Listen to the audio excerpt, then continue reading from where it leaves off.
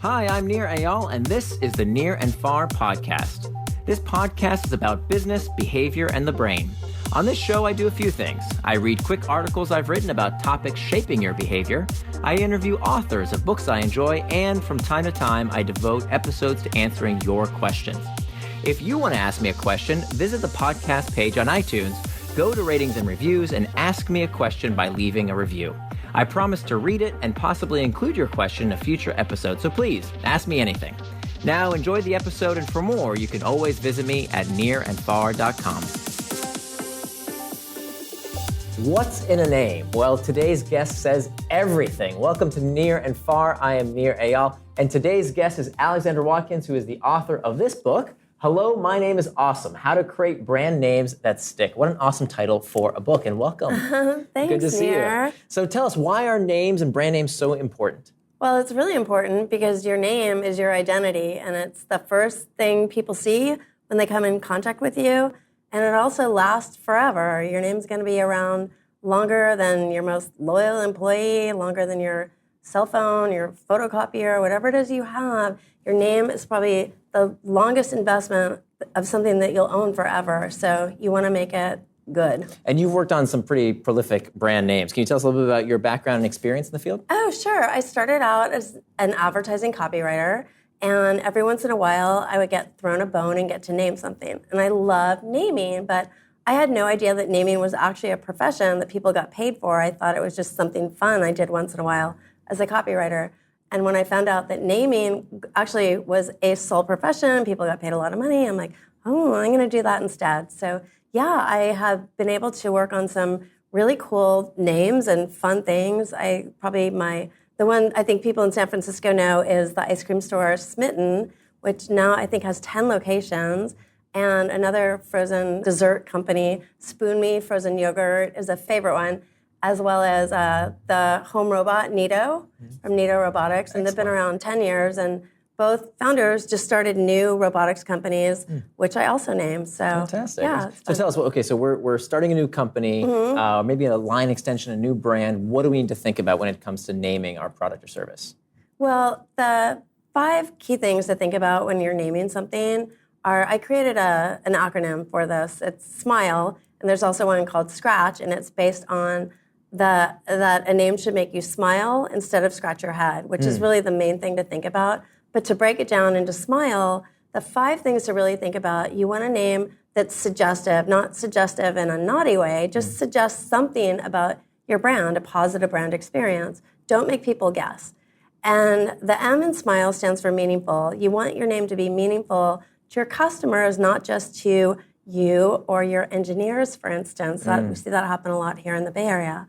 The I stands for imagery. People remember images and pictures in their head much more easily than they remember words or letters, or especially random letters. They have nothing to hook their brain onto. And then the L in SMILE stands for legs, and that's where you can extend your brand through just a theme. So for instance, at Eat My Words, our blog is called The Kitchen Sink, right? We have a package called The Whole Enchilada. So we have a lot of fun with that. So if you give your name a theme to it, you'll have a lot of fun with it. And finally, the most important letter in SMILE is E stands for emotional. You have to make that emotional connection with people. It's so important because so many people make purchasing decisions based on emotion. So that's how to think of a great name. What about how not to? What are some of the biggest mistakes that you see companies making? Well, there's a lot of mistakes. I'll take you through SCRATCH really quick, and then I'll tell you some other mistakes. SCRATCH is when to scratch it off the list. Again, an acronym. S stands for spelling challenge. This is huge. Ask Siri to find, hey Siri, can you find whatever your name is? If Siri doesn't know what you're talking about, I'd question the name, right? Or if it's spelled in a weird way, it's just frustrating. You don't want your name to frustrate people. Right. You have to think of your name as a welcome mat, right? Not like, you don't want it to be unapproachable where people are like, what is that? How do I pronounce it? So spelling challenge. Do you think, by the way, that companies like, I'm thinking Google or Ship with a Y. Yeah, Ship. I have a real issue with Ship. Do you think they succeed, despite the name? Is it? Yeah, well, I know because their office used to be around the corner from my office, and when I'd be walking around with people in the neighborhood, they'd say, "What is that, Shipe?" And I mean, people don't know how to spell it. Yeah. And that's an example of somebody getting the name because the domain name was available for $9.95 on GoDaddy, right? So that seems to be a big problem. Yeah. I'll take you through the other ones, but we should definitely loop back to domain names because I have a lot of advice for people on ways to get around the frustration of not being able to find an exact match. So the first C in Scratch stands for copycat, and that's where there's Twitter, right? But then there was like Yammer and Chatter, and like those are kind of copycat names. So don't be a copycat, be original. The R stands for restrictive. You don't want to outgrow your name. So be really careful when you are naming your brand that, look in the future and make sure that your name isn't going to restrict you in the future. The A stands for annoying, and that's where you spell your name backwards, like famous ones, Zobny, Xobny. Inbox spelled backwards. Most people would not intuitively know that looking at it unless they were dyslexic. Honestly, I have a dyslexic namer friend who, he gets those instantly. The T in Scratch stands for tame. You don't want your name to just fade into the woodwork. You want it to stand out. It has to. There's so many brands vying for people's attention. The second C stands for curse of knowledge, and that's where only insiders get it. Oftentimes, it's a foreign word. Or again, back to the engineers, it's meaningful to them, but not to your customers. So, don't give your name any disadvantages. And finally, the H in Scratch stands for hard to pronounce. And back to the welcome mat, you want to be friendly and approachable. So I'd say all of those things are deal breakers. And they're all on my website, eatmywords.com.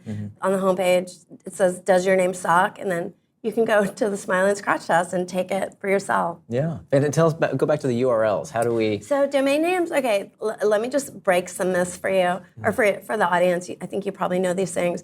If you can't get an exact match domain name, do not let that stop you from having a great name. You can add a modifier to it. For instance, Tesla, for I think 20 years, up until very recently, if you wanted to get a Tesla and you went to tesla.com, you would get to a landing page that said, this site is owned by GandhiNet. Now, what would you do? Would you just give up? No, you just go to your... Google it. Tesla car or something. Exactly. Yeah. And then you see it. Boom, you're there. Okay, you're there. Have you noticed what the domain name is? No, it's Tesla Motors. Do you care? No. Yeah. Are you not going to buy a Tesla because they don't own Tesla.com? Right. Wow, that's interesting. Right? So you think paying thousands of dollars for a special domain? Yeah, it's heartbreaking, especially if, I heard of an author recently who, paid thousands of dollars for his domain name, his exact name of his book, but if he had just added the word book, it would have actually helped with his search engine optimization. Interesting. Wow, yeah, you're right, because people aren't typing in necessarily the URL. They're being linked from somewhere, typically from Google. Yeah. Interesting. So I'd say just add a modifier, and if it can help you in a descriptive word that can help in the SEO, do that. Save some money. What if we're building a new product and we're really, just in the beginning days, how do we brainstorm? How do we come up with these? Okay, that's a great question. My book is full of ideas on how to brainstorm, but let me just make a point that I don't think I made in the book because it dawned on me later, but I say it all the time now. Okay, sitting in a white room, staring at a whiteboard, which is how I think 99% of us brainstorm. Sitting in a white room, staring at a whiteboard is not where colorful ideas come from. They don't. And I get it. In the old days, that's what we had to do. But now we have an internet. We have this instant kind of brainstorming tool right in front of us. So things that you can do, go to Google Images or go to Stock Photo Library and just type in a concept word. Let's say you're naming a new processor and it's very fast. Go to Google Images and type in fast. And you'll see all of these images for, maybe it's a puma, maybe it's somebody running track, maybe it's a roller coaster. So you start to get ideas. A picture says 1,000 words, and that's way more efficient than sitting in a room with a bunch of people who have these rules. Oh, there's no such thing as a bad idea. Yeah, there is. And you have to be polite and nice. But if you're brainstorming on your own, and go to a thesaurus online. Also, look up fast. There's going to be a lot of words and ideas there. Go to glossaries of terms. There's so many tools online we don't even look in books anymore. We never sit in a white room, but we just use the internet as a fantastic tool. I love it, but you use specifically Google Images. We do. So do you recommend thinking about what's the most important attribute, and that's the attribute you're going to type into Google Images? Yes. So it could be fast. It could easy's hard. We get a lot of clients say we want to say it's easy. I would just say with easy, with any new technology, especially or anything disruptive, people know. It's kind of implied that it will be easier. We just know that. What are some of your favorite brand names in the technology sphere? A lot of people who watch this show are building tech products. What are some great names? Well, I love Thumbtack because it's visually evocative. I can remember it, and it says handyman to me. Like that was the one that I could remember really easily. Google, I think, has grown on people. I'll tell you this, though. We always ask our clients, give us examples of 10 names that you love, and inevitably, our tech clients always list Google. And I ask people and I remind them, what did you think the first time you heard the word Google? Did you love it? And most people say, no, right? You didn't, right? There was a NPR. Now it's become an association. It has, but to let you know how uncomfortable it was for people, back in the day, they were advertising on NPR, and the live announcer was reading, sponsored by Google, and the guy was too embarrassed to say it. He cringed every time he did. Wow, that's amazing. Okay, so I'll give you an example of one. This is a company I invested in. Actually, it was started by my former co-founders.